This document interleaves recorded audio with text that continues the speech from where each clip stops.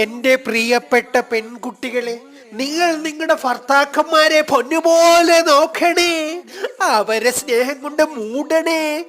അവർക്ക് ആവശ്യമായത് എന്തും നിങ്ങൾ കൊടുക്കണേ.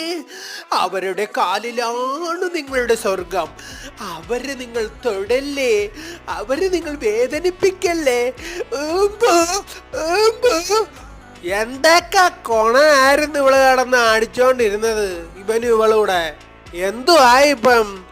ഇതൊക്കെ ഇത്രയേ ഉള്ളു. ഈ കിടന്ന് കാണിക്കുന്നതൊന്നും അല്ല ലോകം.